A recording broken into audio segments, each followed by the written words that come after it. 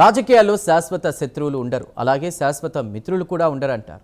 తమిళనాడులో అధికారం కోల్పోయిన డిఎంకే ఇప్పుడు తన వైఖరిని మార్చుకుంటోందా? గతంలో నల్ల చట్టం అంటూ డీలిమిటేషన్ బిల్లు కాపీలను తగలబెట్టిన స్టాలిన్ పార్టీ ఇప్పుడు మెరిట్స్ ఆధారంగా నిర్ణయం అంటూ ఎందుకు మెత్తబడ్డారు?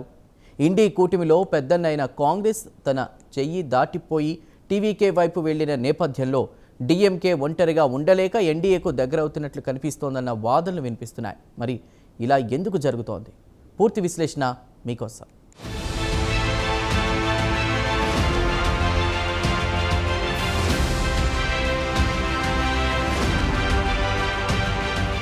పార్లమెంట్ ముందుకు రాబోతున్న డీలిమిటేషన్ బిల్లుపై డీఎంకే వైఖరిలో స్పష్టమైన మార్పు కనిపిస్తోంది.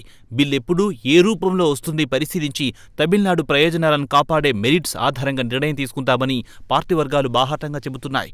గత ఏప్రిల్ 17న లోక్సభలో డీలిమిటేషన్ రాజ్యాంగ సవరణ బిల్లు వీగిపోయిన రోజు స్టాలిన్ చేసిన వ్యాఖ్యలు గుర్తు చేసుకుంటే తాము డీలిమిటేషన్ను ఎప్పుడూ వ్యతిరేకించలేదని, అయితే అందులో రాష్ట్రానికి అన్యాయం జరిగే అవకాశముందని, అందువల్ల తాము వ్యతిరేకిస్తున్నామని చెప్పారు. అంతకుముందు నమక్కల్లో నల్ల జెండా ఎగురవేసి బిల్లు కాపీని తగలబెట్టిన ఎంకే స్టాలిన్ డీలిమిటేషన్ని నల్ల చట్టంగా పేర్కొంటూ దుయ్యబట్టారు. తమిళ ప్రజలను సొంత గడ్డపైనే శరణార్థులుగా మార్చే కుట్ర అని ఆరోపించారు. అటు ఉదయనిధి కూడా మదురైలో బిల్లు కాపీని తగులబెట్టడం గమనించాల్సిన అంశం.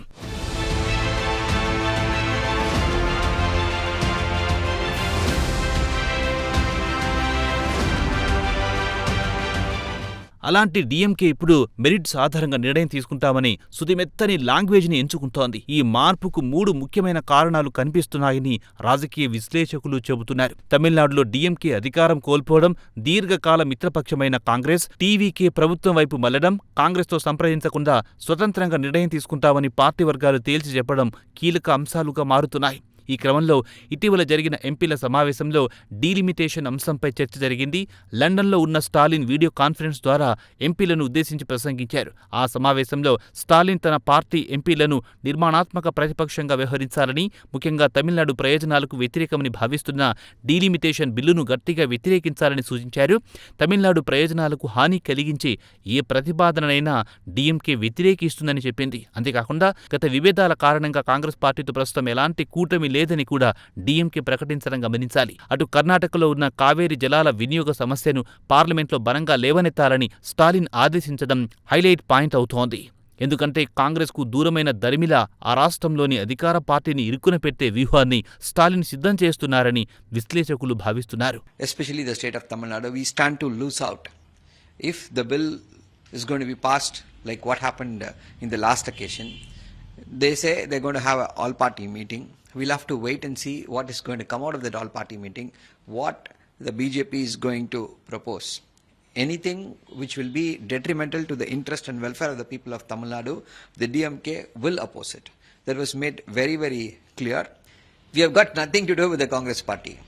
The way they ditched us, the cadres of the DMK will never ever agree to any kind of understanding or any kind of relationship with the Congress. It's gone. It's a done deal. And another important aspect, when you speak of Congress, our leader Mr. M.K. Stalin has also pointed out to raise this issue of Megadatu inside the parliament. So that will be raised vociferously by our MPs there.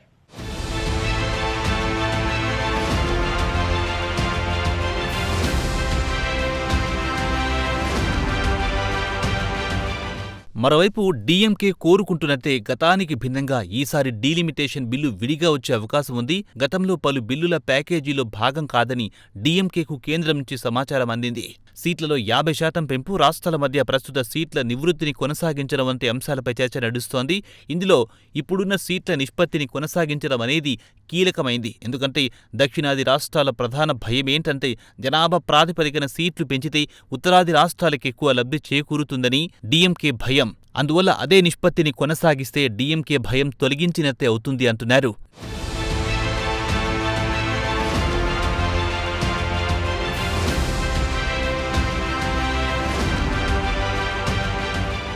DMK India కూటమి నుంచి దూరమై ఎన్డీఏకు పరోక్ష మద్దతిచ్చే వ్యూహంలో ఉందా అనే అంశంపై రాజకీయ వర్గాల్లో ఆసక్తికరమైన చర్చ నడుస్తోంది. ఒక వాదన ప్రకారం అధికారం కోల్పోయి మిత్రపక్షం కాంగ్రెస్ కూడా చేదాటిపోయిన నేపథ్యంలో డీఎంకే ఇప్పుడు ప్రతిపక్షంలో ఒంటరిగా మిగిలింది. అటువంటి పరిస్థితుల్లో కేంద్రంతో నేరుగా ఢీకొనే బదులు మెరిట్స్ ఆధారంగా అనే వ్యూహాత్మక భాష వాడడం ద్వారా భవిష్యత్ చర్చలకు తలుపులు తెరిచే ఉంచుతోందని ప్రధానంగా అంచనా వేస్తున్నారు. మరో వాదన ప్రకారం బిల్ ఇంకా పార్లమెంట్లో ప్రవేశపెట్టలేదు. దాని పూర్తి స్వరూపం ఇంకా వెల్లడి కాలేదు. కాబట్టి ముందస్తుగా వ్యతిరేకత ప్రకటించడం కంటే బిల్లు వచ్చాక పరిశీలించి నిర్ణయం తీసుకోవడం సహజమైన రాజకీయ వైఖరి అవుతుందని మరికొందరు అభిప్రాయపడుతున్నారు.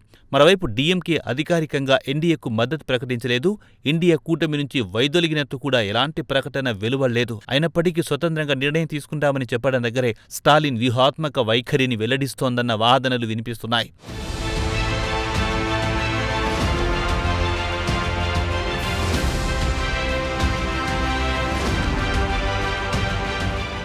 డీలిమిటేషన్ బిల్లుకు వ్యతిరేకంగా నల్ల జెండాలు ఎగరేయడం, బిల్లు కాపీని తగలబెట్టిన దశ నుంచి మెరిట్స్ ఆధారంగా నిర్ణయం తీసుకుంటామని సానుకూలమైన వైఖరి వరకు డీఎంకే ప్రయాణం చాలా ఆసక్తికరంగా మారింది. అధికారం పొయ్యాక వైఖరి మారిందా లేక వ్యూహం మారిందా అన్నది స్పష్టం కావాలంటే బిల్లు పార్లమెంట్లోకి వచ్చాక డీఎంకే వైఖరి ఏంటో చూడాల్సిందే. ఎందుకంటే బిల్లును వ్యతిరేకిస్తున్నామని చెప్పి సభకు గైర్హాజరైనా కూడా కేంద్రానికి సహకరించినట్టే అవుతుంది. మరి ఇలాంటి పరిస్థితుల్లో ఇదే జరిగితే తమిళనాడు రాజకీయాల్లో సరికొత్త అధ్యాయం మొదలైనట్టే అవుతుందని అంటున్నారు. మరి ఏం జరుగుతుందో చూడాలి.